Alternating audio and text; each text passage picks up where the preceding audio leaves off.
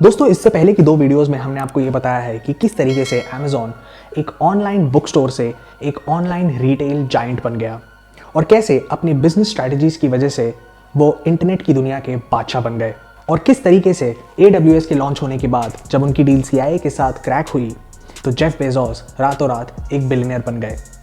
ये वीडियो वहीं से शुरू होती है। सो इन केस अगर आपने पहले दो वीडियोस मिस कर दी हैं, हमने उनका लिंक डिस्क्रिप्शन में दे रखा है, आप जाके देख सकते हैं। 2014 में उन्होंने एक नया आविष्कार किया, एलेक्सा नाम का एक पर्सनल असिस्टेंट, और ये लोगों को बहुत पसंद आया क्योंकि इसने लोगों की लाइफ में एक अलग लेवल का कंफर्ट पैदा कर दिया। पर लोग ये नहीं जानते थे कि एलेक्सा एक बहुत स्मार्ट डिवाइस था।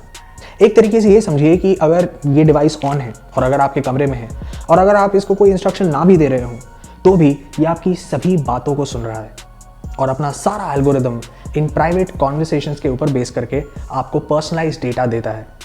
सोचिए, एक ऐसा डेटा जो इतना ज़्यादा पर्सनलाइज्ड हो, लिटरली गोल्ड माइन। और फिर उन्होंने एक डोरबेल कैमरा कंपनी माइक को एक्वायर कर लिया और इससे कैप्चर हो रहे डेटा को लोकल पुलिस के साथ शेयर करने लगे। लोकल पुलिस एक पोर्टल से इस कैमरा की रिकॉर्डिंग्स को देख सकती थी और कंज्यूमर्स अब इन कैमरास को अपने घरों के अंदर भी यूज़ करने लगे। उनको लगा कि उनका डेटा सिर्फ उनके पास है, पर ऐसा नहीं था। और ये मिथ तब टूटा जब हैकर्स के एक ग्रुप ने कैमरास का सिस्टम हैक करके उसमें घुसने की कोशिश की और लोगों को उनके प्राइवेट मोमेंट्स में डिस्टर्ब करना शुरू किया।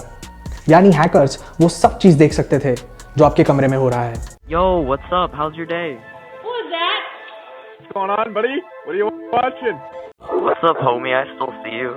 You hungry? What's going on, my main man Shaq? पर Amazon रुका नहीं, उन्होंने और टेक्नोलॉजीज इन्वेंट की। उन्होंने एक फेशियल रिकग्निशन सॉफ्टवेयर भी बनाया जिसमें भी काफ़ी ग्लिचेस थे और यूएस की नेशनल सिक्योरिटी को और डिपार्टमेंट ऑफ डिफेंस को भी काफ़ी नई टेक्नोलॉजीज ऑफर करी। फिर उन्होंने एक और मोड लिया जहां उन्होंने US offline retail market leaders Whole Foods को $13.7 बिलियन में एक्वायर कर लिया। इस न्यूज़ के मार्केट में आते ही पूरी तरह खलबली मच गई और कुछ टाइम के लिए स्टॉक प्राइसेस भी गिर गए। लोग तो ये तक कहने लगे कि एक ऐसा टाइम आएगा जब जेफ बेजोस पूरी इकोनॉमी पे राज करेंगे।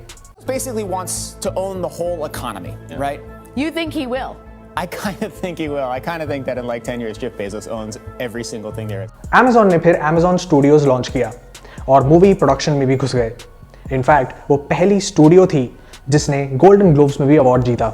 नेटफ्लिक्स जैसी कंपनीज जो अपने सर्विसेज के लिए AWS यूज करते थे, उनको अब Amazon से एक भारी कंपटीशन मिल रहा था क्योंकि Amazon अब नेटफ्लिक्स से 4 गुना ज़्यादा मूवीज़ बनाने लगे। उसके बाद उन्होंने Amazon ऑडियो भी लॉन्च किया जिसकी वजह से एप्पल म्यूजिक और स्पॉटिफाई जैसी कंपनीज भी उनके राइवल बन गए। और फिर 2017 में तो एक ऐसी चीज़ हुई जिससे Amazon की असली पावर का पता चला। वो अपना एक और ऑफिस, अपना दूसरा हेडक्वार्टर सेटअप करना चाहते थे और देश भर के स्टेट गवर्नमेंट से उन्होंने प्रेजेंटेशंस मंगवाए और उन्होंने ये अनाउंसमेंट की कि जो स्टेट जीतेगा और जहां Amazon अपना हेडक्वार्टर सेटअप करने का डिसीजन लेगा, उस स्टेट में वो $5 बिलियन का कैपिटल इन्वेस्टमेंट करेंगे और 50,000 जॉब्स भी देंगे। सभी स्टेट हेड्स ने उनको एक प्रॉपर लैंड और प्लान के साथ प्रेजेंटेशंस भेजी क्योंकि हर स्टेट के लिए ये एक बहुत लुक्रेटिव ऑफर था क्योंकि उनकी एम्प्लॉयमेंट की एक बहुत बड़ी प्रॉब्लम कम हो सकती थी। इसलिए सबने Amazon को काफ़ी टैक्स एग्जेम्पशंस और सब्सिडीज भी ऑफर करी और फाइनली Amazon ने 2 स्टेट सेलेक्ट किए।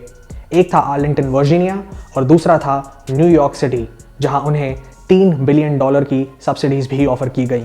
Amazon ने एज प्रॉमिस 3 चीज़ें देने का प्लान बनाया।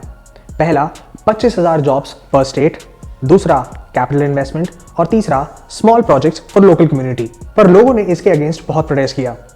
सबको लगा कि Amazon जैसी बड़ी कंपनीज को सब्सिडीज और टैक्सेस से एग्जेम्प्ट करना बिल्कुल अनफेयर है, जहां देश का आम आदमी टैक्स भर भर के एक रेगुलर लाइफ जीने के लिए इतनी मुश्किलों से जूझ रहा है। न्यूयॉर्क सिटी के काउंसिल के साथ इसका ट्रायल हुआ और फाइनली Amazon को उस डील से हटना पड़ा क्योंकि उनको टैक्स एग्जेम्पशंस और सब्सिडीज मना कर दी गई। बेजोस का इस इंसिडेंट से कुछ टाइम बाद डिवोर्स हो गया, जहां उन्होंने अपनी 25 साल की मैरिज को ख़त्म किया और एक जर्नलिस्ट मिस सैंचेज के साथ उनका अफेयर न्यूज़ में फैल गया। बेजोस को मैरिज सेटलमेंट में ऑलमोस्ट $38 बिलियन देना पड़ा। उस टाइम एक मैगजीन के ओनर डेविड पेकर ने अपने मैगजीन के थ्रू जेफ के बारे में अपने कवर पेज पे उनकी सेक्सुअली इम्प्लिसिट टेक्स्ट शेयर करी। बेजोस ने कहा कि ये उनके खिलाफ एक पॉलिटिकली मोटिवेटेड मूव है जिसमें प्रेसिडेंट डोनाल्ड ट्रंप भी शामिल हैं। ये पूरा फाइट पेकर वर्सेस बेजोस में बदल गया और फिर ट्रंप भी अपने ट्वीट्स और स्पीचेस के थ्रू काफ़ी एक्टिवली टैक्स एवेशंस के बारे में बात करने लगे। ट्रंप ने वॉशिंगटन पोस्ट पे भी एक्विजिशंस किए, जहां उन्होंने लिखा कि प्रेस भी बेजोस के पावर की वजह से अब यूजलेस है। दरअसल बेजोस ने भी न्यूज़ में ये खुलेआम एडमिट किया है कि किस तरीके से वो टैक्स बचाने के लिए बहुत मेहनत करते हैं और हर बार टैक्स भरने से बच जाते हैं। पर उन्होंने अपने हिस्से के डोनेशंस भी काफ़ी किए हैं। रिसेंटली ऑस्ट्रेलिया के बुश फायर में बेजोस ने अपनी तरफ से $650,000 का डोनेशन भी अनाउंस किया, पर इससे काफ़ी लोग नाराज़ भी हुए क्योंकि उनको ऐसा लगता है कि बेजोस के पास इतनी वेल्थ है कि वो इससे और कहीं ज़्यादा अफोर्ड कर सकते हैं। वहीं सोसाइटी में एक दूसरा सेगमेंट भी है जो ये सोचता है कि बेजोस ने जो भी कमाया है अपनी मेहनत से कमाया है, तो उसका वो जैसा चाहे वैसा यूज़ कर सकते हैं। डेविड पेकर ने सेक्सुअली इम्प्लिसिट टेक्स्ट वाले पूरे इंसिडेंट में जेफ को ब्लैकमेल किया कि वो अपनी गलती मानकर माफ़ी मांग ले, नहीं तो वो उनके पिक्चर्स भी लोगों के बीच रिलीज़ कर देंगे। पर बेजोस ने ये पूरा पासा ही पलट दिया और उन पर ब्लैकमेलिंग और एक्सटॉर्शन का केस दर्ज करवा दिया। इसी दौरान जब यूएस की पेंटागन ऑफिस की क्लाउड कंप्यूटिंग का कॉन्ट्रैक्ट माइक्रोसॉफ्ट को दिया गया, जो कि एक $10 बिलियन की डील थी, उसका ब्लेम अमेजॉन ने डोनाल्ड ट्रंप को दे दिया। बेजोस हमेशा से ही फ्यूचर की सोचते रहे और इस टाइम तक उन्हें अपने बचपन में देखा हुआ शो स्टार ट्रेक सपने में सताता रहा और वो स्पेस में, मून पे और मार्स पे अपने कॉम्पिटिटर इलॉन मस्क की तरह ह्यूमन लाइफ का एक फ्यूचर देखते हैं। और इसी चीज़ पर फोकस करने के लिए जुलाई 5, 2021 को जेफ बेजोस अमेजॉन के सीईओ के पोजीशन से हट गए, क्योंकि ठीक इसी दिन 27 साल पहले 1994 में अमेजॉन की शुरुआत हुई थी। बेजोस अब पूरा टाइम डेडिकेशन के साथ अपने स्पेस स्टार्टअप ब्लू ओरिजिन को देते हैं और फिलैंथ्रोफी करते हैं।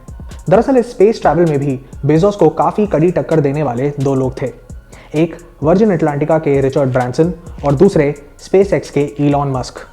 दरअसल रिचर्ड और बेजोस में कंपटीशन भी था कि उनमें से सबसे पहले स्पेस कौन जाके दिखाएगा।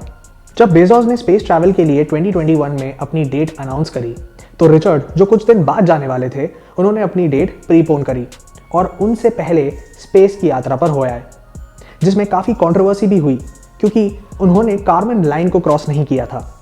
तो कई सारे लोग डिबेट करने लगे कि वो एक्चुअली में स्पेस ट्रैवल नहीं माना जा सकता है। कार्बन लाइन अर्थ से 100 किलोमीटर की ऊंचाई को बोलते हैं, पर रिचर्ड सिर्फ 84 किलोमीटर तक गए थे, जो कि ब्रिटिश स्टैंडर्ड के हिसाब से अर्थ के एटमॉस्फेयर को क्रॉस करना हुआ। और 2021 में बेजोस ब्लू ओरिजिन के थ्रू स्पेस ट्रैवल फाइनली कर आए, जिसके बाद उनका कुछ ऐसा रिएक्शन था। Now, on how it felt. Oh my God! My expectations were high and they were dramatically exceeded. Tech industry की आज एक काफ़ी बुरी हालत है दोस्तों, इसमें अमेजॉन भी पीछे नहीं है। इसलिए आज हमें इसमें कई सारे लेऑफ्स देखने को मिल रहे हैं, क्योंकि कोविड के आउटबर्स्ट पे इन सभी कंपनीज ने एक गलत एस्टिमेशन किया था कि टेक इंडस्ट्री में बूम होगा और दुनिया अब ऐसे ही चलेगी। इसलिए एक्सटेंसिव हायरिंग शुरू कर दी और जब कोविड ख़त्म हुआ और लोगों ने फिर से एक नॉर्मल लाइफ अपनाया, तो उनको ये सभी लेऑफ्स करने पड़े और इससे बेजोस को भी ऑलमोस्ट $30 बिलियन का नुकसान हुआ। Hey guys, thank you so much for watching that video. अगर आपको पसंद आए तो please hit the like, share and subscribe button down below. अगर आप चाहते हैं कि हम किसी भी ब्रांड या एंटरप्रेन्योर पे कोई स्टोरी करें तो please do let us know in the comments. We will be more than happy to do so. Will see you in the next episode. Till then, take care, good bye.